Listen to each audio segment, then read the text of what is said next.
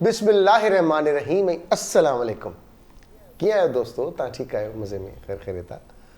माशाअल्लाह। असां ॾिसो वरी छंछरु आचर जी मोकल ख़बर न पवंदी आहे त कीअं ख़तमु थी वई सूमर ते। ऐं सूमर ते असांजी कुलीग, असांजी ॾाढी सुठी होस्ट मुनसा सां अॼु बि हुनखे यादि कंदा आहियूं। चवंदी आहे त सूमर ते अखि ई न खुलंदी आहे असांजी, जॾहिं असां छंछरु आचर जी मोकल खां पोइ वरी जेसीं ताईं वञी ट्रेन ते अचूं। सो हक़ीक़त इहा आहे त जॾहिं असां छंछरु आचर ते रिलैक्स थी वेंदा आहियूं, सूमर ते वरी पहुचूं यार केरु उथे। पर जेकॾहिं कोई जज़्बो हूंदो आहे, मोटिवेशन हूंदी आहे त ज़रूरु उथबो, ज़रूरु मुलाक़ात थींदी। ऐं तव्हां सां मुलाक़ात जो इंतज़ारु बि रहंदो आहे, छाकाणि त तव्हांजूं टेलीफोन कॉल्स, तव्हां सां महिमाननि जूं मुलाक़ातूं ऐं असांजो हीउ प्रोग्राम सभु गॾियल हूंदा आहिनि। इन करे कोशिशि कंदा आहियूं त सुठनि महिमाननि सां सुठी कचहरी थिए, तव्हां सां मुलाक़ात थिए। तव्हां सां मुलाक़ात थींदी आहे टेलीफोन लाइन जे ज़रिए। सो बहरहाल मूंखे उमेदु आहे तव्हां बिल्कुलु ठीकु ठाकु हूंदो, ख़ैर ख़ैरियत सां हूंदो, मज़े में हूंदो। ऐं बिल्कुलु ठीकु ठाकु आहियां, शुक्र अल्हम्दुलिल्लाह रब्बिल आलमीन। ऐं सुबुह साण हिन दुआ सां अॼु की ॾींहुं हफ़्ते जो आगाज़ त अलाह साईं शल बाज करे, करम करे, रहम करे।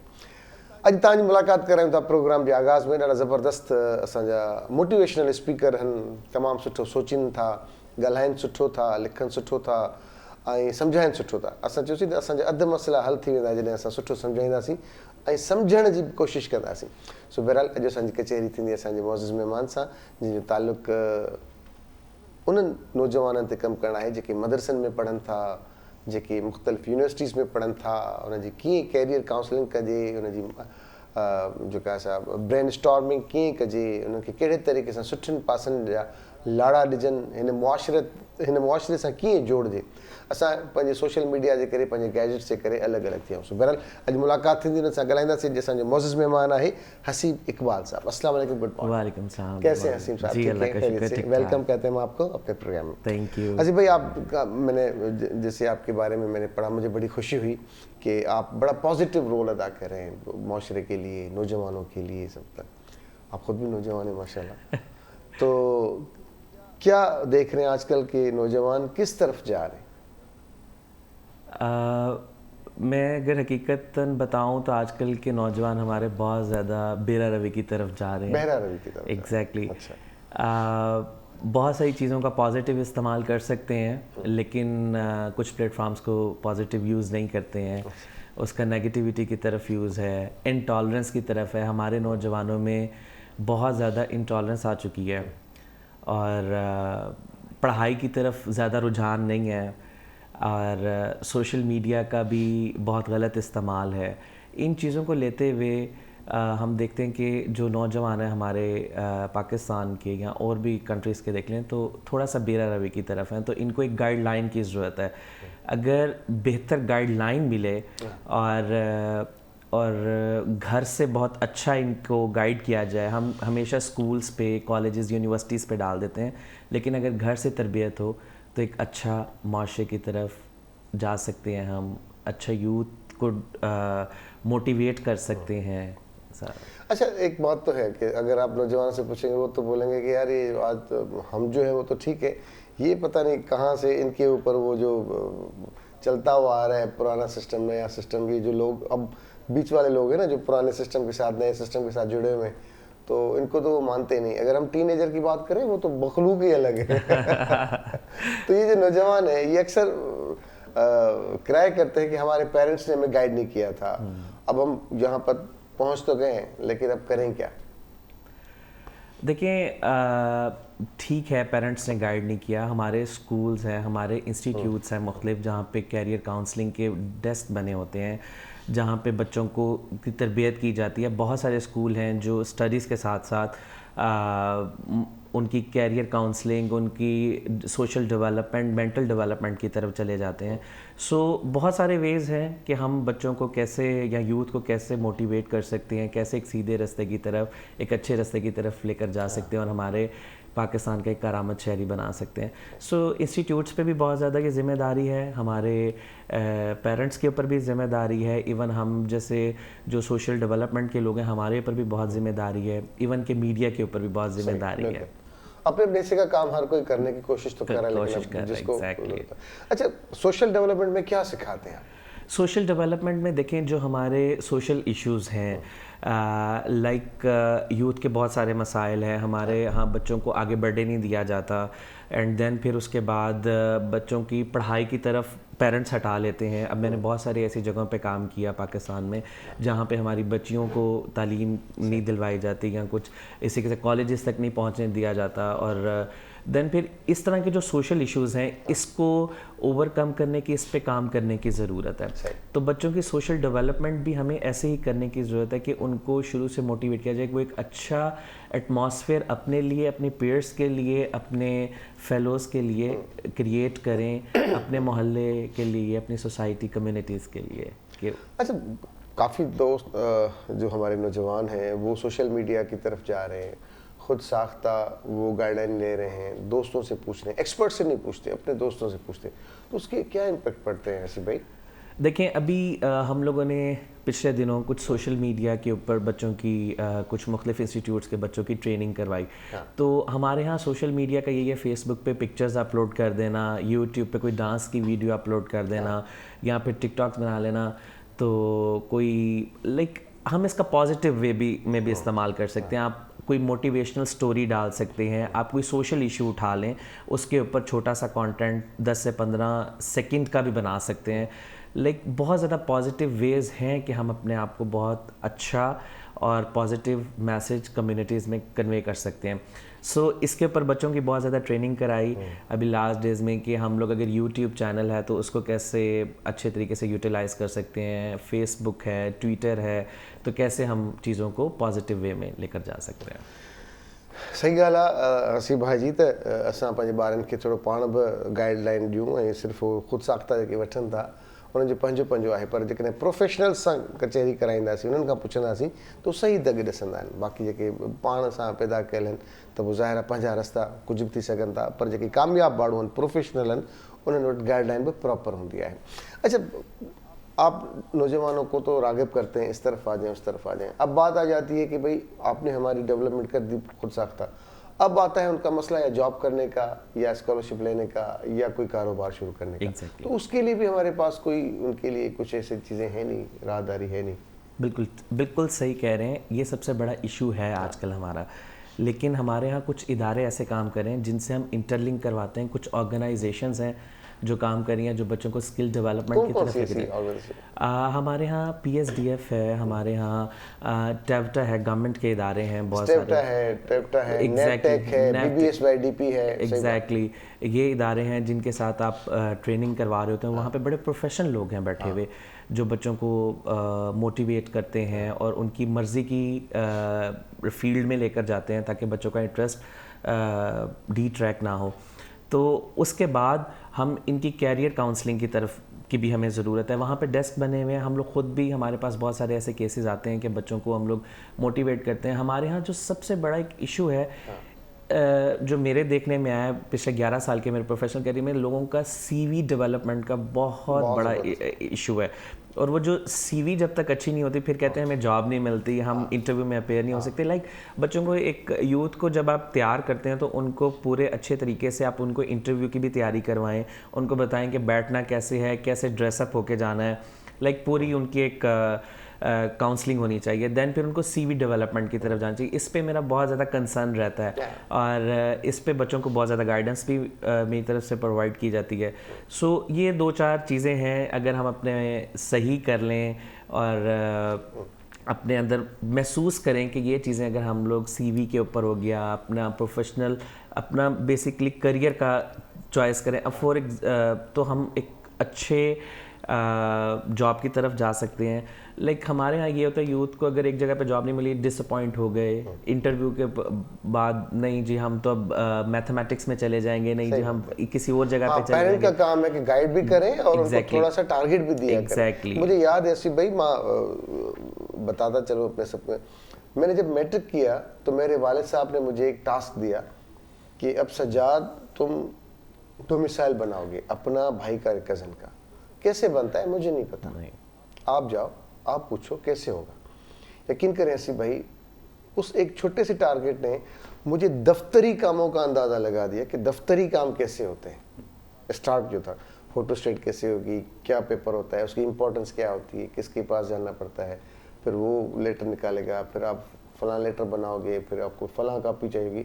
मुझे कख नहीं पता था, लेकिन वो मेरा पहला सबक था। मुझे सही तरीके से याद है कि दफ्तरी काम का अंदाज़ा आपको तब होगा जब आपको कोई ना कोई टास्क दिया जाएगा। तो हम इसी तरह से, अगर क्या ख्याल है, जैसे ये CV बनाने का तरीकाकार है, अगर आप जा रहे हो किसी मीडिया की जॉब करने के लिए और आप एक्सपीरियंस लिख रहे हो कि भाई मैंने ज़बरदस्त वहाँ पे इलेक्ट्रिक का मैं काम करता हूँ, ये करता हूँ, वो करता हूँ, आप बनने जा रहे हो होस्ट, या अगर आप वहाँ किसी तो पर्टिकुलर CV भी होनी चाहिए एग्जैक्टली जिस काम के लिए आप अप्लाई कर रहे हैं। मेरे ख्याल से आप बताएं। बिल्कुल ठीक है।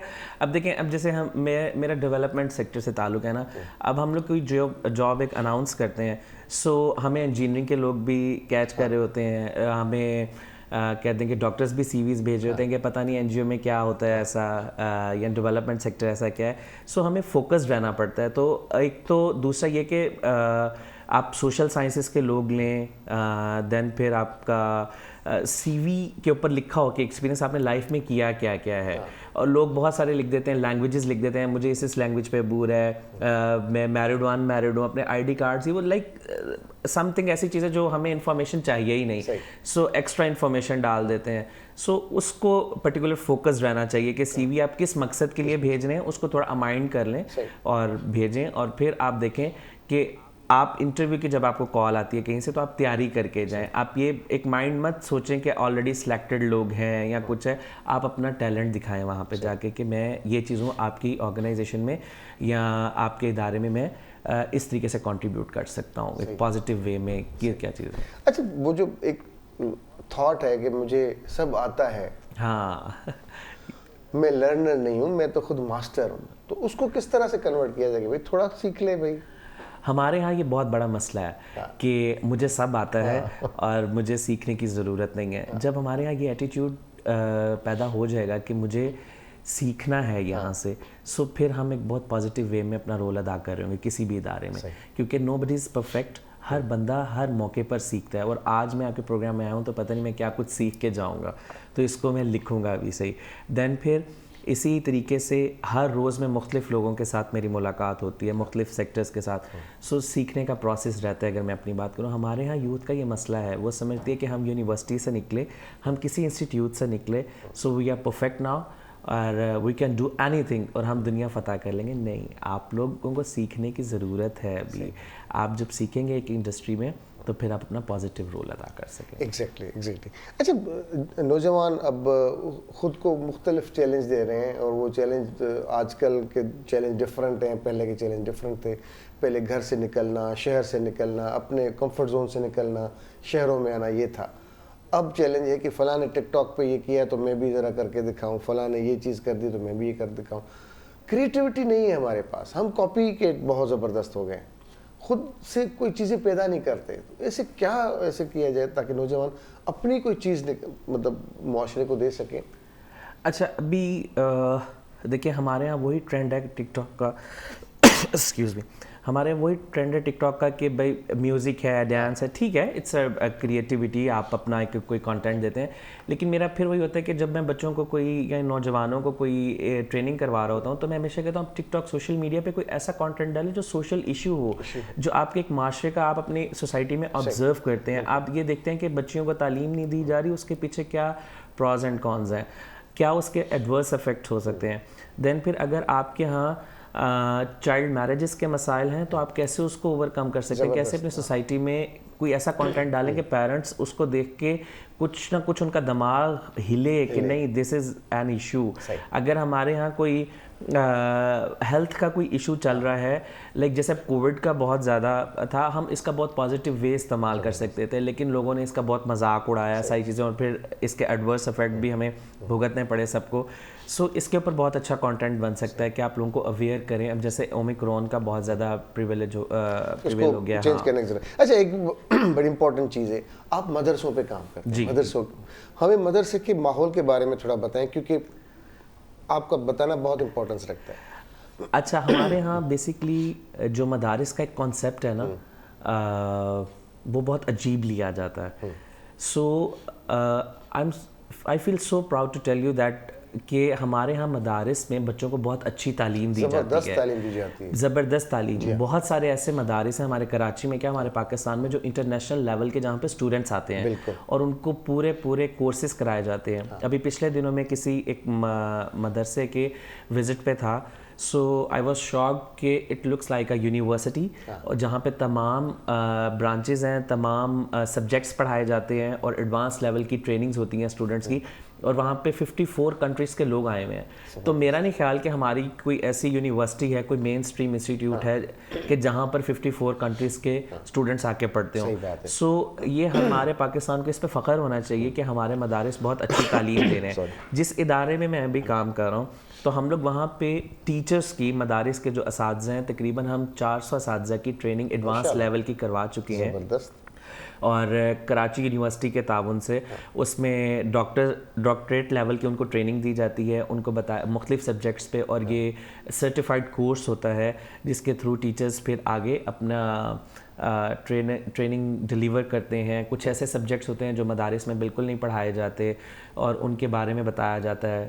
کلاس روم مینجمنٹ ہو گئی اور ہیومن رائٹس ہو گئے, اس حوالے سے کہ بتایا جا سکے آگے, اور ہمارے ہاں پتہ ہو کہ ہمارے یہاں مدارس میں بھی یہ چیزیں پڑھائی جاتی ہیں. زبردست. ایک چیز ہمارے سسٹم میں ہونے کی ضرورت ہے کہ ہم لوگ وزٹنگ کلاسز نہیں لیتے. ایگزیکٹلی. مطلب جو مدارس میں اساتذہ پڑھا رہے ہیں, کبھی وہ آئیں یونیورسٹیز کو لیکچر دینے ان کے لوگوں, کبھی یونیورسٹیز کے پی ایچ ڈی کہ جو ہمارے پروفیسرز ہیں وہ جائیں مدارس میں, دیکھیں ان کے, اور کوئی کراس کوسچننگ ہو تاکہ ایک دوسرے کی برین اسٹارمنگ ہو, پتہ چلے استاد کو کہ اس مدرسے میں کیا پڑھایا جا رہا ہے, اس مدرسے کے بچوں کو پتہ چلے کہ فلاں یونیورسٹی میں جب یہ اساتذہ لیکچر دیتے ہیں تو کس انداز میں دے رہے ہیں, ہم کہاں کھڑے ہیں, ہمیں کیا ضرورت ٹھیک کرنے کی ضرورت ہے. تو اسے ہونے تو چاہیے. ویسے میں آپ کو بتاؤں کہ اس کے اوپر ہمارا تھوڑا سا کنٹریبیوشن ہے کہ کچھ یونیورسٹیز کے ڈاکٹر لیول کے اساتذہ کو, یونیورسٹی کی فیکلٹیز کو ہم لوگ لے کر گئے مدارس میں کہ وہ آبزرو کریں,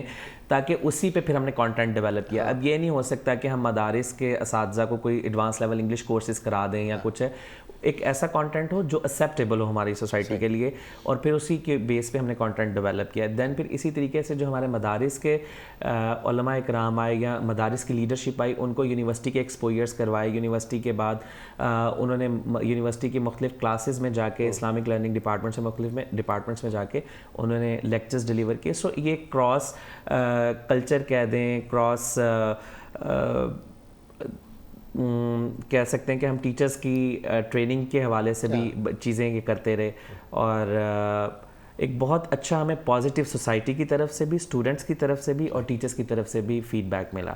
تو یہ ایک چھوٹا سا ہمارا ان پٹ تھا, اور لیکن بڑا سکسیزفل. اچھا, ایک چیز ہمارے یہاں دیکھی گئی ہے کہ جو مدارس کا نام جیسے آتا ہے تو سمجھ میں یہ آتا ہے کہ بہت کم فیس ہوگی, بہت مطلب نارمل سا ماحول ہوگا, اور نیچے بیٹھ کے وہ پڑھتے ہیں, اور ان کی سختی بہت ہوتی ہے, سزا کا کانسیپٹ وہاں پہ زیادہ ہے. اس کو اب ذرا اس کانسیپٹ کو کلیئر کریں. بالکل ٹھیک ہے. اچھا, ہمارے ہاں مدارس میں مفت تعلیم تو دی جاتی ہے, یہ تو بالکل ٹھیک ہے, اور لیکن جو نیچے بیٹھ کے کانسیپٹ ہے اور صحیح چیزیں, اب آپ جا کے مختلف مدارس کا آئی ووڈ سجیسٹ کہ اپنے سننے والوں کو بھی میں کہوں گا کہ وہ ضرور کراچی میں یا مختلف پاکستان کے شہروں میں مدارس میں جائیں, تو وہاں پہ آپ کو پتہ لگے گا بالکل یونیورسٹی اور کالجز اور اسکول کا ماحول ہے. جب سے گورنمنٹ نے مدرسہ ریفارم کی طرف اناؤنس کیا, سو مدارس بھی اس طریقے اس ڈگر پہ چل پڑے کہ میں تو بھی کورنگی میں ریسنٹلی گیا, میں اس اسکول کا نام نہیں لے رہا, آپ کو بھی ظاہر پتہ ہوگا کہ اچھے خاصے افسرس وہاں پہ سورس کرتے ہیں کہ ہماری ایڈمیشن ہو جائے بچی کی, کیونکہ وہ تو ایک تو سیپریٹ پڑھاتے ہیں, دوسرا یہ کہ وہاں پہ سوئمنگ پولز ہیں, گیمز ہیں, اور یہی تعلیم دی جاتی ہے, لیکن اس کو اپنے حساب سے. بالکل ایسے ہی ہے کہ جو جدید تعلیم ہے, جو جدید سائنس ہے, وہ بچوں کو پڑھائیں, انگلش اسی حساب سے بات کریں انگلش میں, اور کوئی دوسری لینگویج نہیں ہوگی, تاکہ اس بچے کو چلیں اپنی زبان سکھائی جائے, عربک سکھائی جائے, تاکہ یہ جو ہمارے بیسک ہمارے اندر میں جو چیزیں ان کو اجاگر کیا جائے, اور بڑے لیٹسٹ انداز سے, بڑے ٹیکنیکل طریقے سے. زبردست, میں تو حیران رہ گیا ان کے پلے گراؤنڈس دیکھ کے, ان کی سوئمنگ پولس دیکھ کے, ان کی تمام ایکٹیویٹیز کو دیکھتے ہوئے, اور جو بچوں میں کانفیڈنس تھا, کمال تھا. تو یہ کانسیپٹ کو چینج کرنے کی ضرورت ہے نا, اسی طرح سے کہ آگے چلیں. اچھا, باہر آپ جب جاتے ہیں تو باہر کے بچوں میں اور ہمارے بچوں میں اگر کمپیریزن کریں تو کیا ہے؟ अगर मैं अफ्रीकन कंट्रीज से करूं सो वहाँ पे जाके मुझे 1-2 ममालिक में खुशी भी हुई कि हमारे इस्लामिक इंटरनेशनल यूनिवर्सिटी थी, आगा खान यूनिवर्सिटी, ये वो पाकिस्तान का नाम देख के बड़ी खुशी होती है जब आप दूसरे ममालिक में जाएं। हमारे यहाँ तालीमी मेयार as compared to African countries very good. So अब ये देखें कि लोग हमारे बहुत सारे इंस्टीट्यूट्स में एजुकेशन के लिए आते हैं, चाहे वो यूनिवर्सिटीज़ हैं चाहे वो मदारिस हैं। सो पाकिस्तान का तालीमी मेयार अच्छा है रादर देन जिन कंट्रीज़ का मैंने विज़िट किया हुआ है। हाँ, बहुत सारे ऐसे हैं जहाँ पे हमें एडवांस लेवल की एजुकेशन की ज़रूरत है। लाइक एक जो मेरा कंसर्न है, हमें सब्जेक्ट से हट के बच्चों की कैरियर काउंसलिंग की तरफ, बच्चों की सोशल डेवलपमेंट की तरफ, मेंटल डेवलपमेंट की तरफ हम सब्जेक्ट तो पढ़ाते हैं, लेकिन उसको करना कैसे है, उसको फील्ड में इम्प्लीमेंट कैसे करना है, उस पर हमें वर्क करने की हमारी यूनिवर्सिटीज़ को, हमारे स्कूलों को ज़रूरत है, हमारे मदारिस को, तमाम इदारों को ज़रूरत है इस चीज़। अच्छा, स्कॉलरशिप्स का क्या सीन होता है हमारी यूनिवर्सिटीज़ में या कैरियर काउंसलिंग में? हमारी यूनिवर्सिटीज़ में जो स्कॉलरशिप्स हैं वो अनाउंस की जाती हैं, देन फिर इवन के वो जो सिलेक्टेड लोगों को मिलती हैं, क्योंकि मैं स्कॉलरशिप तो लेना है, लेकिन अक्सर वो बच्चे जो मेरिट पर होते हैं वो रह जाते हैं, वहाँ पर भी जो सिफारिशी है वो आ जाते हैं। तो बिल्कुल ठीक कह रहे हैं, बस इस निज़ाम को थोड़ा सा बेहतर करने की हमें ज़रूरत है और इसमें हम ही अपना किरदार अदा कर सकते हैं। और जैसे मीडिया इन चीज़ों को हाईलाइट कर देता है, फिर लोगों को भी पता होता है कि मीडिया बड़ा पावरफुल है हमारे पाकिस्तान का। सो इन चीज़ों को अगर हम हाईलाइट करें तो बेहतरी की तरफ आ सकते हैं। दूसरा ये कि स्कॉलरशिप तो हर जगह पर हैं, हर इदारों में है, चाहे वो मदारिस हैं चाहे वो यूनिवर्सिटीज़ हैं, तो ताकि बच्चों के ऊपर, पेरेंट्स के ऊपर कम से कम बोझ हो। और हमारे माशाल्लाह जो यूथ है, अगर उन थोड़ा बहुत भटक भी जाते हैं, लेकिन पॉजिटिव रोल भी है कि बहुत सारी यूनिवर्सिटीज़ में, बहुत सारे ममालिक में स्कॉलरशिप पे चले जाते हैं और ये बड़ी अचीवमेंट है हमारे मुल्क की। दैन फिर उसके बाद जो एक स्कॉलरशिप हो गया, दूसरा आपने बात की थी अभी मेरिट पे आने की, तो कंपटीशन होता है। सम टाइम जो मेरिट से कम लोग होते हैं वो यही कहते हैं जी हमें डीमोटिवेट किया गया या हमें निकाल दिया गया, लेकिन ये एक कंपटीशन है, जो जीत जाए, जिसका हो जाए स्कॉलरशिप। नहीं, लेकिन आपकी बात बजाए तो असां पंहिंजे नौजवाननि खे थोरो अॻियां कयूं, मोटिवेट कयूं, थोरो राह ॾिसूं। ऐं जेका ॻाल्हि हसीब भाउ करे पियो, त असां वटि नंढा नंढा इशूज़ आहिनि, CV कीअं ठाहिजे, कंहिंसां वञी मिलिजे, दौर कहिड़ो आहे। हिकिड़ो त पंहिंजो शौक़ु आहे इंसान जो पंहिंजो शौक़ु आहे त भई ऐं मूंखे करिणो छा आहे। हू जॾहिं पाण चिटो हूंदो, कुझु करणु चाहींदो, त उनजे लाइ मंज़िल आसान आहे। पहिरीं जंग त पाण सां आहे न, पहिरीं जंग आहे हंध सां, हंध मां कीअं निकिरूं, कंफर्ट जोन में कीअं निकिरूं, उन खां पोइ ॿाहिरि रास्ता खोड़ सघूं। चैलेंजेस क्या है यूथ के ओवरऑल हमारे मुल्क में? यूथ के लिए ही मैं मतलब कहने का मकसद यही है। चैलेंजेस ये हैं, सबसे बड़ी बात है कि उनको कैरियर काउंसलिंग की ज़रूरत है। मेरा फोकस इस पूरे इंटरव्यू में यही रहा, कैरियर काउंसलिंग का, उनका CV डेवलपमेंट का इश्यूज़ हैं। दैन फिर उनके इश्यूज़ हैं कि इंस्टीट्यूट्स में उनकी ग्रोथ की जाए, उनकी डेवलपमेंट की जाए। बच्चों में टॉलरेंस के सबसे बड़ा चैलेंज है कि बच्चे बात एक्सेप्ट नहीं करते, क्रिटिसिज्म को एक्सेप्ट नहीं करते हैं। और आपने अभी एक बात कही थी कि हमारे यहाँ होता है कि मैंने सब सीखा हुआ है, वो बहुत बड़ा चैलेंज है। जब वो कहेंगे नहीं मुझे सीखना है, ये एटीट्यूड हम में आ जाएगा, सो हम कुछ बेहतरी की तरफ चले जाएंगे। बिल्कुल इसी तरह। तो ये कुछ छोटे छोटे चैलेंजेस हैं, इस पे बहुत सारे लोग काम कर रहे हैं। इंशाल्लाह आने वाले सालों में कुछ वक्त में हम एक पॉजिटिविटी देखेंगे और कह दें कि एक अच्छा मुस्तकबिल है हमारी यूथ का। ज़रूर ज़रूर, हम खुशनसीब ममालिक में हम सबसे ज़्यादा यूथ है exactly। आगे दौर भी उनका नहीं। क्या पैगाम हमारे देखने वालों के लिए आपके पास है? पैगाम यही कि अच्छा सोचें, अच्छे काम करें और मोहब्बत, अमन, दोस्ती जिंदाबाद। मेरा तो यही पैगाम है हर जगह पे। सो यूथ के साथ बहुत अच्छे तरीके से पेश आएँ, वो हमारा मुस्तकबिल हैं, उनके साथ एक पॉजिटिव रोल अदा करें। अगर वो कहीं भटक रहे हैं सो उनको एक अच्छे रास्ते की तरफ लेकर जाए, मेरा यही पैगाम होगा। थैंक यू वेरी मच हसी भाई, बड़ा ज़बरदस्त, बड़ा बहुत मज़ा आया, अच्छा लगा, आपने हमें ज़बरदस्त गाइडलाइन दी। असांजी कचेरी हली पई हसी इकबाल सां, मोटिवेशनल स्पीकर, ऐं ॾाढो ज़बरदस्त हुन ॻाल्हि पे कई, सम्झाइण जी कोशिशि कई, ॿुधायो पे त कीअं असांजे नौजवान खे अॼुकल्ह छा करण जी ज़रूरत आहे ऐं छा छा थिए पियो दुनिया में। ब्रेक खां पोइ अॼु असां ॻाल्हाईंदासीं पंहिंजे उन ई थोरे घणे माज़ी ॾांहुं जेके अॻु में शाइरी थींदी, जेका ट्रेंड सेटर हूंदा। कुझु अहिड़ा लेखक असांजे हिन मुआशिरे में जंहिं जनम वरितो, जंहिंजे लिखण सां ज़हन चेंज थींदा हुआ, ट्रेंड सेटर रहिया उहे, अख़बारनि में कालम लिखनि या मुख़्तलिफ़ हंधनि ते प्रोग्रामनि में मज़ाहिमती शाइरी कनि, ऐं पोइ जेके अंदरि जा उधमा आहिनि उहे कीअं ॿाहिरि ताईं पहुचाइनि माण्हुनि ताईं, ताकी माण्हुनि में बि उत्साह पैदा थिए ऐं हिन सोसाइटी जे लाइ उथनि जागनि, ॻाल्हाइनि थोरो, उन्हनि खे ॻाल्हाइणु खपे कंहिं कंहिं प्लेटफॉर्म ते। सो उन लाइ हिकिड़ो इहो हिकिड़ो दौरु रहियो।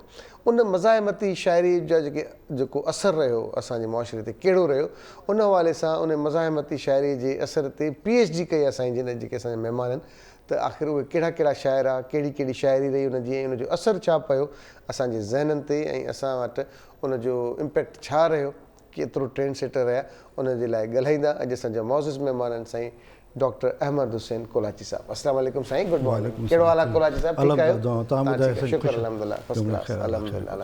अच्छा, तव्हांजी PhD थियल आहे? जी साईं। तव्हां थोरो ॿुधायो त तव्हांखे हिन सब्जेक्ट में तव्हां PhD कई आहे, आख़िर एतिरो केतिरो कहिड़ो मवादु हुयो तव्हांखे मजबूर कई PhD करण ते?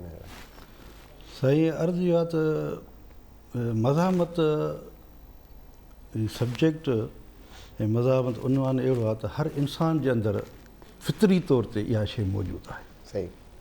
मज़ाहमत मतिलबु इनकार, जेका शइ तव्हांजी तबियत खे, तव्हां जेके ज़हन खे या तव्हांजो ज़हन उनखे क़बूल न करे, सही, उनजे ख़िलाफ़ु तव्हां जेको आहे सो मज़ाहमत कयो, तव्हां उनजे ख़िलाफ़ु उथी बीहो, आवाज़ कयो।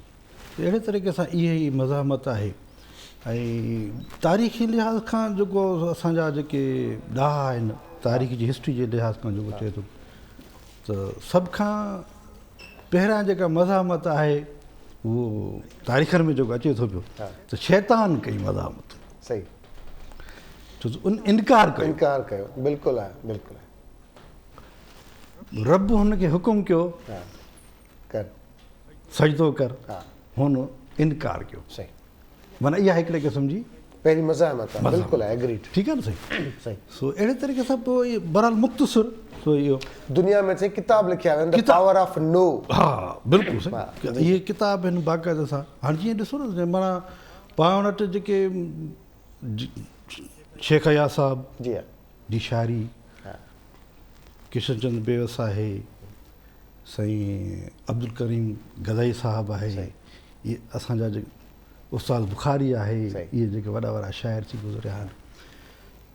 ऐं उन्हनि जी शाइरी जेका आहे असांजी मज़ाहमत जो जीअं जंग आहे, मुंहिंजी तोसां जंग आहे, पलीत पेर भरे धरती मुंहिंजो नंगा, त मतिलबु इहो मज़ाहमत जो हिकिड़ो अंसर आहे। इहो हिकिड़ो इहा, छो त असांजी जेके ऐं शाइरी जेके शाइर जेके शाइरी कंदा आहिनि सर, उहो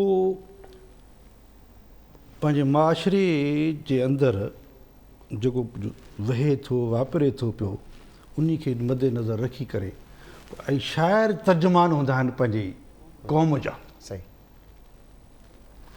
पूरी दुनिया में अंदरि तव्हां ॾिठो त शाइर जेके हूंदा आहिनि, शाइर आहे, लेखक मतिलबु उन में अची वियो, अदब में इहे लेखक कहाणीकार बि अची विया, नावल नवीसी बि अची विया, साईं मज़मून निगार बि अची विया। मतिलबु हर कंहिंजो पंहिंजो पंहिंजो हिकिड़ो फंड आहे। सही आहे। को नावल जे ज़रिए, को कहाणी जे ज़रिए, को शाइरी जे ज़रिए, हू पंहिंजा जेको हू इज़हार पियो करे, ऐं हू पंहिंजे माशरे खे ॾिए पियो, ऐं पंहिंजी जेको जंहिं माशरे में जिथे हू रहे पियो उनखे ॾिए पियो, ऐं उनजी हिकिड़ी लाइन रहण जी लाइन, त तव्हां जेको आहे सो रहो पिया, त तव्हांजा जेके हक़ गज़ब थियनि पिया, तव्हांजे जेके हक़ मारिया पिया वञनि पिया, उनखे कीअं हासिलु कजे, उन जे लाइ कीअं उथिजे। सम्झो साईं? सो तंहिंजे करे इहे जीअं मां मिसाल ॾिनो इन जो, त अहिड़े तरीक़े सां हाणे जीअं किशन चंद बेवस आहे, से हथ छो न लुॾनि, माना हथ हुजे आहिनि जेके जिन खे लोह कड़ियूं सोन लॻनि, जिन खे लोह कड़ियूं सोन लॻनि। हाणे माना चवण जो मक़सदु इहो आहे त जॾहिं बि इंसानु मज़ाहमत में अचे थो त इन्हनि शयुनि खे बि माण्हू जेके हथ कड़ियूं आहिनि, हू छो त पंहिंजे हक़ लाइ पियो विढ़े। जॾहिं इंसानु पंहिंजे हक़ लाइ विढ़ंदो आहे न साईं, पोइ उनखे लोह हुजे, छा बि हुजे, कड़ियूं हुजनि, छा बि, पर उनखे उहे माना आमना सदगना क़बूल थो करे, चए थो इहे मुंहिंजे लाइ सोन आहिनि। ॾिसो मज़ाहमत खे अॼु ॾींहं ताईं केतिरी रेज़िस्टेंस आहे उनखे, मज़ाहमत जेको करे थो उनखे साम्हूं केतिरो उनखे दबाव विधो थो वञे। ताज़ो मिसाल हिन असांजे हिन जोखी साहिब वारो जेको, हा बिल्कुलु बिल्कुलु। असल में साईं उहा ई ॻाल्हि आहे न, तव्हांखे मां इहो अर्ज़ु कयुमि त जे इहे असांजे मुआशिरे जे अंदरि इहे जेके सिस्टम आहिनि इहे शुरू खां वठी आहे, शुरू खां वठी आहे, इहो रहंदो थो अचे। हक़ ऐं सच जो, हक़ खे दॿायो बि वञे थो पियो, हक़ खे दॿाइण वारा दॿायूं वञनि था पिया। हिकिड़ो तबिको आहे जेको उनखे दॿाए थो पियो, हिकिड़ो तबिको आहे जेको उनजे ख़िलाफ़ु बीहे थो पियो। जीअं हाणे मिसाल तव्हां ॾिनो जोखे साहिब जो मिसाल, त हाणे हिकिड़ो असांजो मुआशिरे जे अंदरि हिकिड़ो अहिड़ो तबिको आहे जेको उनखे दॿे, पर ईअं बि न आहे। कुझु आहिनि इंसान जेके उन हक़ खे हासिलु करण जे लाइ उथनि था पिया, भले केर बि हुजे, भले केॾी बि ॾाढी दीवार छो न हुजे, केॾी मज़बूत लोहे वारी दीवार छो न हुजे, पर हुनखे पंहिंजो हक़ हासिलु करण जे लाइ उथिणो आहे। ऐं हुन उथियो। ऐं ॾिसो न जोखे साहिब जी वञी वीचारी उनखे, हालांकि हुन माना आयो बि आहे, चयो त मूंखे माना जेको आहे धमकायो बि वियो। अच्छा कोला साहिब, हीअ त चलो पंहिंजी ॻाल्हि आहे, तव्हां जे हवाले सां जंहिं हवाले सां तव्हां PhD कई आहे, त कहिड़ा कहिड़ा शाइर तव्हां पढ़िया आहियो, कहिड़ा कहिड़ा लेखकनि जे मज़ाहमती कालम लिखिया? जीअं हाणे ॾिसो न साईं, असां माना कीअं जीअं सिराज मेमन साहिबु आहे, उन बि मज़ाहमत जे नावल लिखियो। माना अहिड़े तरीक़े सां जीअं शेख अया साहिबु आहे, साईं उस्ताद बुखारी साहिबु आहे, किशन चंद बेवस आहे, ऐं इहे शाइर आहिनि साईं ताज बलूच साहिब बि आहे। माना काफ़ी शाइर आहिनि जेके उन्हनि मज़ाहमत कई आहे, शाइरी जेका सो माना उन्हनि जी शाइरी असांजी सिंध जे अंदरि मौजूदु आहे, जेका असांखे जेको असांजे लाइ रहनुमाई जो सबबु आहे। सम्झो न साईं? जीअं शेख अयाज़ जी शाइरी आहे, असल में हिकिड़ी शाइरी जा बि वॾी पंहिंजे मज़ाहमत जा बि क़िस्म आहिनि। अच्छा, हिकिड़ी मज़ाहमत जीअं माशरे में इहा जेका ॿुधायांव, ॿी हिकिड़ी मज़ाहमत आहे तव्हांजो पंहिंजे जिस्म जे अंदरि आहे। अच्छा, जेको तव्हांजो अंदरि में जेका हिकिड़ी शइ मौजूदु आहे, उहा तव्हांखे माना हिकिड़ी जेको तव्हां कुथो कमु, को ग़लति कमु कयो, ऐं अंदरि जो हिकिड़ो अंदरि तव्हां वटि हिकिड़ो इंसानु अहिड़ी शइ वेठल आहे जेका उहा तव्हांखे उन जे ख़िलाफ़ु रेज़िस्टेंट करे पई, त न भले इहो कमु न कजांइ। उहो इंसानु कंहिंखे थो मारी, हीअ जो शेख अयाज़ जी शाइरी, उहो इंसानु कंहिंखे थो मारी, हीअ इंसान जो बचड़ो आहे। त माना इहो मिसाल आहे। माना हे तव्हां असांजे माशरे जे अंदरि ॾिसो न कीअं पियो माना जहान हले पियो, इंसान खे पियो मारे। हाणे इन में इहो हिकु मिसाल आहे। त हाणे हिकिड़ो इंसान खे क़तल पियो करे, ऐं शेख अयाज़ जी उहो इंसान कंहिंखे पियो मारे, हीअ इंसान जो बचड़ो आहे, जो पथर खां ॾाढो आहे, कोम्पल खां कचिड़ो आहे। त माना हू अगरि मज़ाहमत में अचे थो बीहे थो, पथर खां ॾाढो आहे। पर जे वरी अगरि इंसानियत जे लिहाज़ खां ॾिठो वञिजे, ऐं इंसान पाण सम्झी हदीस आहे न, जो मफ़हूम आहे त इंसान जो भाउ आहे, मुस्लमान जो भाउ आहे। ऐं क़ुरान जे अंदरि बि आहे त सभ खां वधीक इंसानियत ऐं हुकूक अलाह त हुकूक त माफ़ करे सघे थो, पर हुकूक इबाद तव्हांजा माफ़ नथा थी सघनि। सम्झो न साईं? त अहिड़े तरीक़े सां असांखे हिन दुनिया जे अंदरि रहणो आहे, पाण खे रही करे इन सभिनी शयुनि खे ॾिसणो आहे। सम्झो न साईं? सो हाणे इहे आहे तव्हांजे मथां। हाणे जीअं साइंस जे अंदरि ॾिसो न सां, रेज़िस्टेंस साइंस जे अंदरि मकाफ़ात अमल आहे। हाणे साइंस जी वरी तव्हांखे मां मिसाल थो ॾियां, मकाफ़ात तव्हां जेको बाल आहे, तव्हां हीअं भित ते उछलियो था, पर जेतिरी स्पीड सां तव्हां उछलियो बाल खे भित से उछलींदो त वरी ओड़ी स्पीड हीअ आहे असांजो अमल। असां हिन में दुनिया में रहूं था पिया, असां रही करे असां पंहिंजे माशरे जे अंदरि जेको इन अमल में इन दुनिया जे अंदरि रही करे असांखे सभिनी खे ॾिसणो आहे, सभिनी पासां। ईअं मां जेको कमु कयां पियो, ईअं न थिए त की इंसान जो हक़त गज़ब नथो थिए। जेको मां हिकु क़दम खणां पियो, इंसान ईअं त नथो थिए त कंहिंजी दिलि आज़ारी थिए, सही सम्झे न साईं। बिल्कुलु। सो तंहिंजे करे इन्हनि शयुनि खे ॾिसणो आहे असां सभिनी खे। सही सही। अच्छा, इम्पैक्ट पियो माण्हुनि ते? साईं बिल्कुलु इम्पैक्ट बाक़ाइदा। हाणे जीअं ॾिसो तव्हां वन यूनिट जी तारीख़ ॾिसो था, हा, माण्हू शहर ते पाण जेल में विया, माण्हुनि ते असर छा पियो? ॿाहिरि ॾिसो न साईं। हाणे वन यूनिट जो बि ॾिसो न साईं, असांजा वन यूनिट इहा शाइरी आहे जेका, इहा मज़ामती आहे जेका असांजी वन यूनिट जी माना ख़िलाफ़ु हेॾो सारो असांजी सिंध जो आवाज़ु निकितो, ऐं जो नतीजो इहो थियो त वन यूनिट जेको आहे सो 1971 में 70 में टुटो, सम्झो न साईं। त इहो तव्हां इन मां अंदाज़ो लॻाए सघो त इहा हिकु मज़ामत जो ई हिकिड़ो असांजो अंसर आहे जंहिंजे करे असांजो हाणे मज़ामत ख़तमु थी वई उन खां पोइ साईं? उन में न साईं, ख़तमु कीअं थिए? मां तव्हांखे अॻु में ई तव्हांखे मां ॿुधायां न, मज़ामत ही हिकिड़ी फितरी अमल आहे जेको हर इंसान जे अंदरि मौजूदु आहे। पोइ उहो कहिड़े टाइम ते किॾहीं कहिड़े वक़्तु उनखे इज़हार थो करे, उहो इंसान जे मथां डिपेंड थो करे, सम्झो न साईं। हाणे अहिड़े तरीक़े सां जीअं हाणे ॾिसो वन जो उन खां पोइ वरी अचूं था पिया त MRD तहरीक आहे साईं। MRD तहरीक बि त हिकु मज़हब जो क़िस्म आहे न। बिल्कुलु आहे, बिल्कुलु। त उन में बि त असांजे जेको आहे सो सिंध पंहिंजो पाण मल्हायो आहे, असांजे जो शाइरनि उन में, असांजे अदीबनि उन में, असांजे सियासतदाननि, असांजे सियासी कारकुननि उन MRD तहरीक में मल्हायो। उन में केतिरा असांजा जवान शहीद बि थी विया ॾिसो। त मक़सदु चवण जो मक़सदु इहा मज़ामत आहे वक़्त जे मुताबिक़, वक़्त जे मुताबिक़।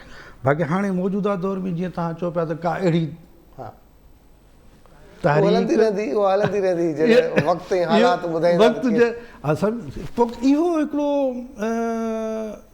वक़्त जी तक़ाज़ा जी इहो इंसान कॾहिं हो जीअं न ॾिसंदा आहियो न साईं, कॾहिं पाणी हलंदो आहे, कॾहिं पाणी में चाढ़, कॾहिं पाणी में लाथ। त इंसान बि जॾहिं माशरे में हले थो पियो न, पोइ इहा बि इन तहरीकनि जो बि अंदरि कॾहिं माठार अची वेंदी, कॾहिं वरी उभार बि अची थो वञे, सम्झो न साईं। सो तंहिंजे करे इहो वक़्तु आहे, इहो असांजो जीअं वक़्तु हले पियो न साईं, तीअं असां बि उन वक़्त सां, पर जे असां वक़्त सां गॾु हलंदासीं त पाण कामयाबु ईंदासीं। पर जे वक़्त सां जे मुताबिक़ उनजे जो न हलियासीं त पोइ।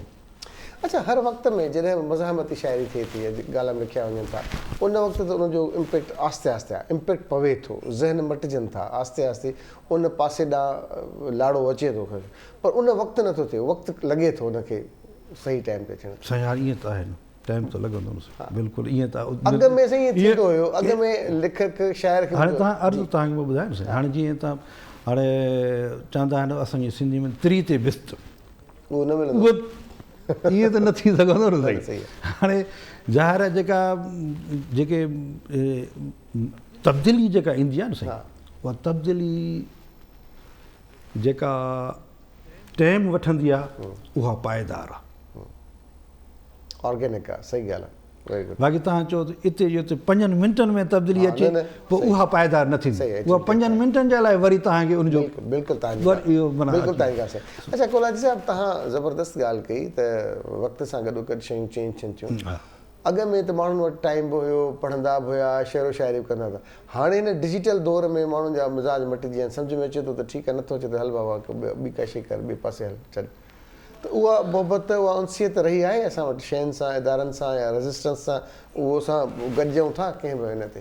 असल में हीअं जेको तव्हांजी इहा ज़बरदस्त सवाल तव्हां बि साईं कयो आहे सुहाग साहिबु, हींअर असल में वक़्तु जीअं तब्दीली थींदो पियो वञे त तव्हां ॾिसो त असांजे हीअ कराची खे अलावा असां वञी बहराड़ी में वञूं त असांजूं उताकूं उहे जी अॻु में आबाद हुयूं, उहे न आहिनि।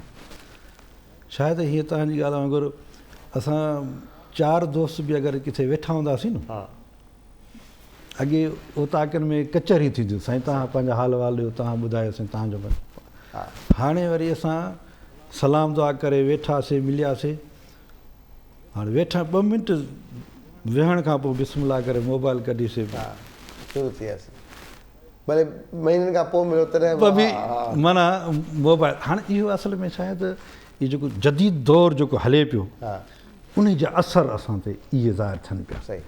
पर इन सां वरी छा आहे त असांजो जेको कल्चर आहे, जेका असांजी तहज़ीब आहे, उन जे अंदरि जेको असांजो माना औताकनि वारो जेको सिलसिलो, कचरनि वारो जेको सिलसिलो हूंदो, उहो माना आहिस्ते आहिस्ते माना घटिजो पियो वञे। इहो त डिजिटल जो असरु त पए थो। बाक़ी रही ॻाल्हि इहा त इन्हनि जो सर वरी असरु तालीम ते बि पए थो पियो। अच्छा, तरबियत तालीम बि आहे, तालीम ऐं तरबियत बि। ऐं हींअर तव्हां ॾिसंदो न सर त जेको नौजवान नंढो नंढो नौजवान जेके छोकिरा आहिनि, नौजवान असांजो नसल जेको आहे, उन खे तव्हां का बि मैसेज को बि सम्झाणी ॾियो त तव्हां ॿुधण जी कोशिशि न कंदा, सम्झण जी कोशिशि न कंदा। तव्हांजे नौजवान जी ॻाल्हि था कयो, मां पंहिंजे दोस्त जी ॻाल्हि कयां। मुंहिंजो दोस्त आहे माशाल्लाह, वॾो ऑफिसर आहे, मुंहिंजो ॾाढो क्लोज़ आहे मुंहिंजे। सो उन मूंसां ॻाल्हि कई त असां जॾहिं बि बाबा वटि वियासीं त बाबा असांखे दड़का ॾींदो, रुॻो मोबाइलूं था हलायो, रुॻो ई था कयो। हुनखे चयां ज़ाहिर बाबा रिटायर, असां चयो आस्ते आस्ते ज़ाहिर बाबा पढ़ियल लिखियल, चई उनखे असां टच मोबाइल सेखारे छॾीसीं। असांजा हिकिड़ा वॾा त पहिरियां एक्सेप्ट करण लाइ राज़ी न आहिनि। चई असां टच मोबाइल त असां बाबा खे सेखारे छॾी आहे, व्हाट्सअप फेसबुक इहो। चई हाणे बाबा असां टाइम वठिणो थो पए, बाबा छॾ मोबाइल असां सां बि ॻाल्हि रुॻो ॿारनि जो ॾोह न आहे साईं। जेके वॾा सिखिया आहिनि न उहो त हथ ई नथा कढनि, उहो त ॿारनि सां ॻाल्हाए, बाबा पैसा ॾिना मां हे कयो मां, हाणे छॾियो, मूंखे त भली सुकून वठणु ॾियो साईं। छा हाणे पहिरियां छा कयो साईं, वाह वाह, जेके मुंहिंजे मिज़ाज जा गाना सभु शयूं, वरी के चवंदा की मुंहिंजे मिज़ाज जा लेक्चर दर्स हिन में पिया आहिनि। उन खां पोइ आस्ते आस्ते एंटरटेनमेंट मां हाणे वरी करे ई नथो। हाणे पोइ इहे जेके असांजा जेके डिजिटल माना जदीद जेके आहियूं तब्दीलियूं आहिनि, त इहे असांजे माशरे ते इहो असरु छॾनि थी पियो साईं। हाणे इहो वरी असांजे नौजवान नसल ते बि छॾो। हाणे नतीजो यकीनन इहो आहे त असांजे नौजवान नसल में जेको तालीम जो जेको रुझान आहे उहो घटिजो पियो वञे, घटिजो थो पियो वञे। त हाणे इन बहरहाल इहो जंहिंमें फ़िक्र त आहे न पंहिंजी जॻह, बिल्कुलु ईअं आहे साईं, इहे त आहे न। अच्छा, हाणे शाइरी थिए पई, बिल्कुलु शाइरी थिए पई, मञता मिले पई हुनखे शाइरनि खे साईं। यार चमका हिकिड़ो उहो लिखे थो, ॿुधे थो, पढ़े थो, बसि दैट्स ऑल। सही, असल में तव्हांखे अर्ज़ु तव्हांखे मां ॿुधायां न साईं, हज़रत अली जो कौल आहे त जंहिं हिकु लफ़्ज़ बि मूंखे सेखारियो उहो मुंहिंजो आका आहे। सम्झे न साईं? जी साईं। त असांजे भले तव्हां लिखो, मां लिखां, या असांजो दोस्त ॿियो केर बि, पर शाइरी जी सूरत में हुजे, कहाणी जी सूरत में हुजे, नावल जी सूरत में हुजे, या ॿिए कीअं नसर हुजे, नसर माना इहो नसर जा इहे क़िस्म तव्हां ॿुधायो, सो उनजी ओवरऑल कहिड़ी बि इन में हुजे त उहो सर पंहिंजी तारीख़ जे मुताबिक़ पंहिंजो रिकॉर्ड आहे न, किथे बि कहिड़ी बि जॻह ते। हाणे जीअं हिकु मिसाल डॉक्टर शेर जीअं मेहराणी आहे, हुनजी शाइरी आहे, उहो शाइरी करे पियो, पर ईअं त न आहे त माना उनजी शाइरी खे मोट न पई मिले। सही, छो न मिले, मिलंदी साईं। ट्रेनिंग बि ॾींदा आहिनि, कंहिंखे ट्रेनिंग ॾींदा आहिनि, ट्रेनिंग ॾींदा आहिनि उस्तादनि खे जेके पढ़ाइनि था। साईं उहो अॼुकल्ह ट्रेनिंग जो इम्पैक्ट आहे? ट्रेनिंग जो इम्पैक्ट साईं आहे, पर जेको घटि नथी ट्रेनिंग ॾिने, सिर्फ़ु सरकारी इदारनि में ट्रेनिंग ॾिनी, प्राइवेट इदारनि में त का ट्रेनिंग ई कान्हे का। न इहो हाणे असांजे जेको आहे सरकारी इदारनि में बि बनिस्बत ॿिनि इदारनि जे घटि आहे, इहा हक़ीक़त। असल में साईं इन जो सबबु आहे न साईं, इन जो सबबु इहो आहे त हाणे गवर्नमेंट जीअं MBBS आहे, प्रोफेशनल हिकिड़ी डिग्री आहे, BE हिकु प्रोफेशनल डिग्री आहे। अहिड़े तरीक़े सां BEd ऐं MAd इहा बि प्रोफेशनल डिग्री आहे। बिल्कुलु आहे। हाणे गवर्नमेंट जॾहिं टीचर अपॉइंटमेंट करे थी पई, उन जे लाइ लाज़मी आहे त BEd ऐं MAd हुजणु घुरिजे। सही। हाणे इन जो सबबु तव्हांखे ॿुधायां, जेको ॾाढो जेको घटि आहे, मां तव्हांजी ॻाल्हि सां सम्झो 1000% मुतफ़िक़ हाणे आहियां। जॾहिं वरी अनाउंस थिए थो पियो नौकिरी जे लाइ, अनाउंस जॾहिं महिल अनाउंस थिए थो पियो त हाणे PST ऐं JST जे लाइ, पोइ BEd ऐं MAd जो शर्त ख़तमु। पोइ भले BE वारो बि अप्लाई, पोइ BE वारो बि अप्लाई करे, BA वारो बि अप्लाई करे, BCom वारो बि अप्लाई करे थो पियो। हाणे BEd ऐं MAd वारो शर्त ख़तमु।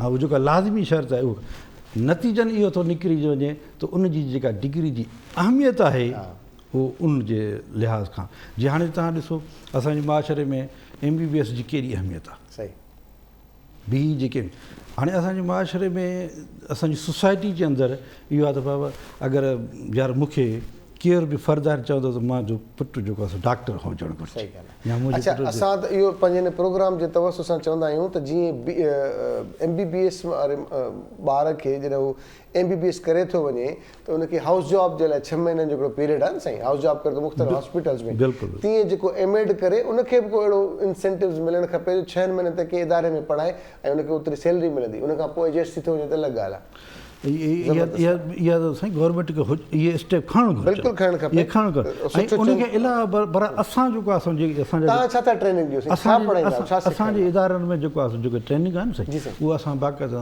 इहो स्कूल में वठी वेंदा आहियूं। अच्छा, इहे तव्हां जेके जो हाउस जॉब वारी जेका जी जी डॉक्टर जी ॻाल्हि कयो त 6 महीना जेको हाउस जॉब करे थो पियो, त असां अहिड़े तरीक़े सां छो त उहो इहा जेका इंसेंटिव जेका माना जेका ॻाल्हि आहे उहा त असां त नथा ॾेई सघूं, इहो हाणे गवर्नमेंट अदा करे। बाक़ी रही ॻाल्हि इहा प्रैक्टिकल तौर ते असां स्टूडेंट खे स्कूलनि में वठी वेंदा आहियूं, सही स्कूल में वठी वेंदा आहियूं ऐं उते बाक़ाइदा सां पीरियड ॿारनि खे ॾींदा आहियूं, सब्जेक्ट ॾींदा आहियूं त भाउ हाणे तव्हां क्लास वठो ऐं पढ़ाई, पोइ असां वरी पोइ वेही करे उनखे उहा ट्रेनिंग ॾींदा आहियूं, माना प्रैक्टिकली तौर ते जीअं माना तव्हां चयो मिसाल डॉक्टर जो, त अहिड़े असां स्कूलनि में वठी वेंदा आहियूं ऐं उन ट्रेनी जेको टीचर हूंदो आहे उनखे क्लास वठण जे लाइ ॾींदा आहियूं त भाई तव्हां क्लास वठो, पोइ मुख़्तलिफ़ सब्जेक्ट भई जेके स्कूल जा सब्जेक्ट आहिनि ॿारनि खे पढ़ाईंदा आहिनि, पाकिस्तानी स्टडी थी वियो, सोशल स्टडी थी वियो, mathematics, English, general science, chemistry, physics, जेके बि जी जी सब्जेक्ट आहिनि उन में पोइ उहे स्टूडेंट आहिनि जंहिंजी जेका फील्ड आहे उन में माना उनखे माना सही। अच्छा, तव्हांजी ट्रेनिंग जेका तव्हां करायो था उस्तादनि खे त सिर्फ़ु खानापुरी आहे या ट्रेनिंग थींदी आहे? साईं ट्रेनिंग त ॿुधायूं तव्हांखे असां वठी वेंदा आहियूं, सही आहे, ट्रेनिंग कराईंदा, खानापुरी न हूंदी। हाणे इहा आहे त अहमियत गवर्नमेंट उनखे केतिरी थी ॾियारे। हाणे मां इहो हिन प्रोग्राम जे इन सां गवर्नमेंट असां इहो चवंदासीं त जेका JST या PST या SST जंहिं में अपॉइंटमेंट थिए जेका उन सां गॾु शर्त लाज़िम हुजणु घुरिजे, बिल्कुलु B.Ed ऐं M.Ed, त जीअं अॻु में CT हूंदी, PTC हूंदी, पोइ B.Ed, पोइ M.Ed, हाणे वरी अहिड़े तरीक़े सां जेके असांजा स्टूडेंट B.Ed ऐं M.Ed कनि था त उनजो हक़ु न मारिजे, सही, ऐं वरी अहिड़े तरीक़े सां पोइ साईं उनजी अहमियत वधंदी, इन जे करे उनजो जंहिं महिल अपॉइंटमेंट तव्हां वटि जेके अचनि था ॿार B.Ed M.Ed जेके पढ़नि था, अक्सर असां इहो ॾिठो आहे त कंहिं ॿिए डिपार्टमेंट में जॾहिं उनजी एडमिशन न थींदी आहे त पोइ हिन डिपार्टमेंट में एडमिशन मिलंदी आहे, त पोइ चवंदा आहिनि ठीकु आहे भला एडमिशन थी वई त पढ़ूं था, शौक़ सां अचनि था माण्हू, शौक़ सां माना अचनि था, कुझु अचनि था, ईअं बि न आहे त सफ़ा बिल्कुलु ई हूंदा न। हाणे त सुठी पघार हो, न त अॻु में त इहो हूंदो साईं नौकिरी मिली या अञा मास्तर आई, अॻु में त इहो पुछियो वेंदो न साईं, पर हाणे त एतिरी पघार थी मिले जो डॉक्टरनि खां वधीक पघार त ख़ैर सां टीचर खे थी मिले। उस्तादनि खे माशाअल्लाह सां मराहतूं मिलनि थी पियूं, इहा तव्हांजी ॻाल्हि सही आहे, बिल्कुलु मां मञा थो पियो, ऐं पर चवण जो मक़सदु इहो आहे त साईं पर उन सां गॾु जेके तव्हांजी चओ था पिया त हिन लाड़ो स्टूडेंट जो घटि, पर असल में इहा जीअं हाणे MBBS या B.Ed जेके या कंप्यूटर जेके प्रोफेशनल ॿिया जेके आहिनि जेके जदीद क़िस्म जा आहिनि उन्हनि स्टूडेंट जी घणो लाड़ो आहे, पोइ जॾहिं महिल आख़िर में तव्हांजी ॻाल्हि वांगुरु थिए थो बच्चा जेके स्टूडेंट ॿियनि किथे बि दाख़िला न मिली त ऐं असां वटि जेका परसेंटेज बि आहे 45 आहे परसेंटेज, माना स्टूडेंट जी जेका पासिंग माना आहे 45 जंहिं नंबर माना आहे उनखे माना दाख़िला मिली, इहा हिकु गवर्नमेंट जे तरफ़ां, इहा गवर्नमेंट जे तरफ़ां रखियल अथव, असांजी न आहे, माना गवर्नमेंट इहो मुक़ररु कयो आहे जेको स्टूडेंट 45 नंबर करे अचे थो, मेडिकल में वञे या इंजीनियरिंग में वञे त 70+ या 80+ हुजे, 80+, पर जेको ॿारनि खे पढ़ाईंदो जेको एजुकेशन ॾींदो उनजी 45% इहा ई असांजी माना पॉलिसी आहे गवर्नमेंट, त हाणे चवण जो पोइ सही ॻाल्हि आहे, माना जिते वधि में वधि हुजणु खपे उते घटि आहे, बहरहाल हुजणु त ओवरऑल घणी हुजे खपे। अच्छा कोलाज साहिब, पाण अचूं था पंहिंजी मज़ामत उन पासे, तव्हां को शेर ॿुधाइणु चाहियो था पंहिंजे मज़ामती वारी? हा साईं बिल्कुलु, असांजी साईं अब्दुल करीम गदई साहिब जी शाइरी आहे मज़ामत जो, अॼु बि सारी राति रुनो वेठी मारी, सारो मुल्क मलीर जो आयो वागन वागन। हाणे इन में बि ॾिसो मज़ामत आहे। हींअर बि असांजो ॾिसूं त हीअं जेकी पोज़ीशन आहे जेको असांजो मुल्क हले पियो, तव्हां पाण अंदाज़ो लॻाए सघो था माशाअल्लाह सां त किन जे हथनि में आहे। ऐं असांजो जेको मज़लूम जेके आवाम आहे उन ऐं महांगाई ॾिस केॾी थी वई आहे। सही, हर माण्हू रोए पियो थो। सही, जे असांजा जेके पॉलिसी मेकर आहिनि उन वटि आवाम जे लाइ हमदर्दी, हाणे इहो असांजो वागुन वथ मुल्क असांजो उन वटि आहे साईं। इहा पर हाणे आवाम जॾहिं उथे असल मज़ामत आहे न साईं। हाणे आवाम जॾहिं मज़ामत करे ऐं मज़ामत जॾहिं उहो उन जी बि का रहनुमाई करण वारो असां वटि उहो आहे न हिकिड़े ॿियो अचे ॿियो हिकिड़ो शेर आहे त सच अच्छा है, सच के लिए कोई और मरे तो और अच्छा है। हाणे ईअं करे सुठो आहे सच। जीअं साईं अब्दुल कदीम कदे जो ईअं साथ हलंदो रहे लाट ॿरंदी रहे। हे साईं करीम साहिब जी साथ हलंदो रहे त लाट ॿरंदी रहे। हे असुल शइ इहा ई आहे। हे माना साथ जी ॻाल्हि आहे जेको जीअं गॾु गॾु हलंदो रहंदो त लाट ॿरंदी रहंदी। शाइरी कोन कई साईं? साईं असां मां जी शाइरी माना शाइर पढ़ियासीं शाइरी मज़ामती हा मज़ामती शाइरी जेके असां इहे ॿुधायूं तव्हांखे।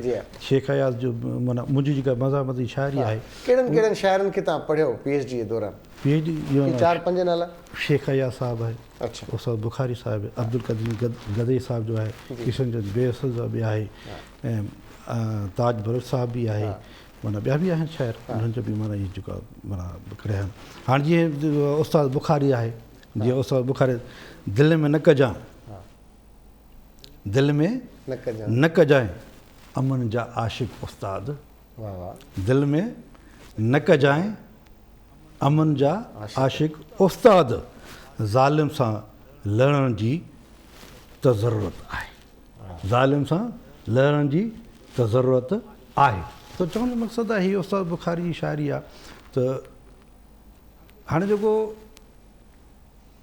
आशिक़ आहे अमन पसंदि आहे, माना हिकु इन मां सबबु मिलियो थिए त हिकु अमन पसंदि चाहींदो आहे त भाई कुझु बि न थिए, माना बिल्कुलु जीअं आहे जीअं बि हले पियो अमन हुजे बसि। को अमन भली शइ आहे, सुठी ॻाल्हि आहे, पर ईअं त न थियनि जो पंहिंजा हक़ गज़ब थियनि असां चुप करे इन्हनि में वरी असांजा जेके सिंगर हुया, जेके गायक हुया, जेके फनकार हुया, उन्हनि जो वॾो किरदारु रहियो, जंहिंमें वॾे में सरफ़हरिस्त नालो ईंदो आहे सरमद सिंधी जो।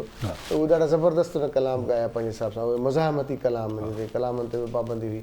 खोड़ असांजा अहिड़ा कलाम जेके असां बाद में न पिए ॻाए सघिया कंहिं बि प्लेटफॉर्म ते। त उन सां गॾोगॾु ज़ाहिद शेख आहे, ज़ाहिद शेख जी शाइरी आहे, हा उनजी पंहिंजी शाइरी आहे पंहिंजी, ऐं पंहिंजो वचन सिंधी जेको असांजो उहो बि ॾाढो सुठे तरीक़े वचन सिंधी आहे, बीजल आहे, इहे खोड़ नाला आहिनि जेके पंहिंजे पंहिंजे आवाज़ ऐं अंदाज़नि सां उन्हनि रेज़िस्टेंस कयो, पंहिंजी मज़ाहमती शाइरी पढ़ी। मंज़ूर सखीरानी साहिब कई, भले हर कंहिंजे पंहिंजो। उस्ताद बुखारी खे मंज़ूर साहिब घणो ॻायो आहे, माना उस्ताद बुखारी खे माना मस्तु चाहनि जी ॻाल्हि सही आहे। त माना असल में साईं ॻाल्हि आहे न, जीअं हाणे माना 1965 जी जंग पई लॻे पाकिस्तान जी, त पाकिस्तान ऐं इंडिया में बि, त उन में शाइरी जेका तव्हां ॻाल्हि कई आहे, ॻाल्हि तव्हांजी त माना असांजा जेके ॻाइण आहिनि उन्हनि जो बि हिकिड़ो किरदारु रहियो। मैडम नूरजहान, हाणे उहो ई चवां पियो न, माना जेॾी महिल चए महाज़ ते असांजा जवान विढ़नि पिया त नूरजहान जा गाना पिया हलनि, इहो हिकिड़ो जज़्बो हो, माना उनखे उभार, उनजी माना जज़्बनि खे उभारनि पिया त जीअं महाज़ ते सुठे नमूने सां महाज़ ते माना मुक़ाबिलो थी सघे। त ॻाल्हि वाक़ई सही आहे त शाइरी जेके शाइर असांजा आहिनि शाइरी कनि था पिया, पर वरी उनखे वरी जेके आवाज़ आहिनि, दर्जिल आवाज़ जॾहिं अचनि था पिया, वरी उहे आवाज़ पंहिंजे आवाज़ में जॾहिं महिल ॻाइनि था पिया त वरी इंसान जा जज़्बा अञा उभरनि था। ऐं इहो तव्हांजी ॻाल्हि वाक़ई सही आहे। उन इंसान जे जज़्बनि खे उभारण जे लाइ हिकिड़ो दर्जिलो आवाज़ बि हुजणु ज़रूरी आहे, न त सही। हाणे भला अहिड़ा दर्जीला आवाज़ आहिनि साईं? जेके ॻाइनि, जेके पढ़नि शाइरी ॻाइनि? हाणे आहिनि से, पर उहो जेको मज़ामत जे लिहाज़ खां आहिनि उहो हाणे वरी हिकिड़ी केसटी या हू बि अभी जीअं शमन मीराली बि हले सुठो माना ॻाए थो पियो, ऐं ज़ामिन अली जी ॿिनि पासे, पर मज़ाहिमती शाइरी ॻाइण में वकार ॾाढो ज़बरदस्त, वकार बि ॻाए पियो। ऐं ॿियो सरमद सिंधी जो भाउ पंहिंजो अहमद मुगल, उहो बि हा उहो बि आहे, वरी इहे माना सुठा माना उन मज़ामती बि ॻाइनि पिया, ईअं न आहे त को न पिया ॻाइनि उनजो, ऐं माशाल्लाह सां आवाज़ु सुठो बि आहे। ऐं बाक़ाइदा असांजी नौजवान तबिके में उनजी वरी हिकिड़ी अहमियत बि आहे बाक़ाइदा सां। अच्छा, हाणे भला जेके लेखक आहिनि कालम जे हवाले सां ऐं छा तव्हां पढ़ायो था, पढ़िया आहियो, पंहिंजे लेक्चर्स में छा सेखारींदा आहियो पंहिंजे टीचर्स खे, सोसाइटी खे ॾियण जे लाइ? सोसाइटी खे मतिलबु उस्ताद जेको पढ़ाए थो पंहिंजनि में सब्जेक्ट खां हटी करे कुझु पढ़ाइण जे लाइ उनखे सेखारियो था, ट्रेनिंग ॾियो था? साईं हाणे अर्ज़ु इहो न, जॾहिं स्टूडेंट ईंदो आहे हा कंहिं बि उस्ताद जे वटि, त हाणे कंहिं ॾाहे जो कौल आहे त वालदीन माउ पीउ पंहिंजी औलाद खे ज़मीन ते आणे थो, ऐं उस्ताद उहा शख़्सियत आहे, उहा हैसियत आहे जेका उहो ज़मीन खां मथे आसमान ते थी पहुचाए। सम्झे न? त अहिड़े तरीक़े सां उस्ताद आहे, उस्ताद इहा आहे जेको उन शागिर्द जी किरदार निगारी बि उनजी संवारे थो पियो, उनजी शख़्सियत खे संवारे थो पियो, उनखे इल्मु बि ॾिए थो पियो। उन उस्ताद जे करे ई त उहो हिकु इंसानु, हिकिड़ो शख़्स जेको मथे निकिरी करे मथे पंहिंजो मुख़्तलिफ़ मकतब फ़िक्र में, मुख़्तलिफ़ फील्डर में वञी करे प्रैक्टिकल तौर ते वञी कमु करे थो पियो। ऐं कहिड़ो दुनिया जो को बि अहिड़ो शख़्स न हूंदो जेको उस्ताद खां न निकिरो हुजे। सही, बिल्कुलु। दुनिया जो भले तव्हां वॾा वॾा ॾाहा हुजनि, वॾा वॾा अदीब हुजनि, वॾा वॾा सियासतदान हुजनि, पर उस्तादनि वटि ज़रूरु पढ़िया हूंदा। सही ॻाल्हि। उस्तादनि ई उन्हनि खे माना इल्मु, उस्तादनि ई उन्हनि खे सेखारियो हूंदो, उतां ई कुझु थियो। त इहो उस्ताद जो हिकिड़ो किरदारु आहे जेको असांजे माशरनि जे अंदरि जेको माना मुल्क जा मामार पियो पैदा करे, मुल्क जा मामार पियो पैदा करे, त इहो उस्ताद जो हिकिड़ो किरदारु आहे। ऐं उस्ताद जी हिकिड़ी पंहिंजी अहमियत आहे। बाक़ी उहा हिकिड़ी ॿी ॻाल्हि आहे त असांजे माशरे में अंदरि उस्ताद जी अहमियत आम केतिरी उनखे मोट मिले थी पई, नथी मिले, छा आहे छा, उन खां तव्हां बि माशाल्लाह सां वाक़िफ़ हूंदो। ॾाढो सुठो रहियो साईं, बहितरीनु, तव्हां ॾाढे ज़बरदस्त अंदाज़ सां सम्झायो, ॿुधायो कयो। आख़िर में असां चवंदासीं छा पैगाम हूंदो असांजे उस्तादनि जे लाइ जेके उस्ताद आहिनि पर ट्रेनिंग अञा न वरिती अथनि? मां आख़िर में इहो ई अर्ज़ु कंदुसि उस्तादनि खे त न सिर्फ़ु उस्ताद न, जेको बि हिन दुनिया अंदरि जंहिं बि फील्ड सां वास्तो रखे थो त हू ईमानदारी सां कमु करे, पंहिंजे पेशे सां ईमानदारी सां, कहिड़ी बि जॻह ते हुजे, किथे बि हुजे, पंहिंजी ईमानदारी सां हू पंहिंजो किरदारु निभाए। ऐं जॾहिं किरदारु पंहिंजी ईमानदारी सां निभाईंदो त मुंहिंजो ईमान आहे त उनखे ओतिरो मान मिलंदो। सम्झो न सर? जे अगरि ईमानदारी सां कहिड़ी बि फील्ड में, कहिड़ी बि सिर्फ़ु उस्ताद न, किथे बि उन में डॉक्टर छो न हुजे, उन में इंजीनियर छो न हुजे, उन में सॉफ्टवेयर इंजीनियर छो न हुजे, कहिड़ी बि मतिलबु फील्ड जो सां तव्हां लाॻियल पियो हुजे शख़्स हुजनि, भले उहे जज छो न हुजनि, उहे वकील छो न हुजनि, जेके बि हुजनि, अगरि उहो पंहिंजी ईमानदारी सां न निभाईंदा त यकीननि हिकिड़े मां अर्ज़ु तव्हांखे ॿुधायां, भले हू वक़्ती तौर ते पंहिंजो फ़ाइदो त हासिलु करे सघे थो, वक़्ती तौर ते पंहिंजो हू मराहतूं हासिलु त करे सघे थो, पर का अहिड़ी जॻह जिथे हुनखे हिसाबु ॾियणो पवंदो, ऐं जॾहिं महिल उहो हिसाबु ॾियणो पवंदो उते केर बि बचाइण वारो कोन न हूंदो। वॾी महिरबानी कुलाय साहिबु, वॾी महिरबानी, तव्हां पंहिंजो क़ीमती वक़्तु ॾिनो। जी दोस्तो, अॼु प्रोग्राम असांजो एसि ताईं पूरो थियो। इंशाअल्लाह ताला सुभाणे तव्हां सां थींदी मुलाक़ात। पंहिंजे मेज़बान सजाद सुहाग खे ॾींदा इजाज़त। अला निगहबान।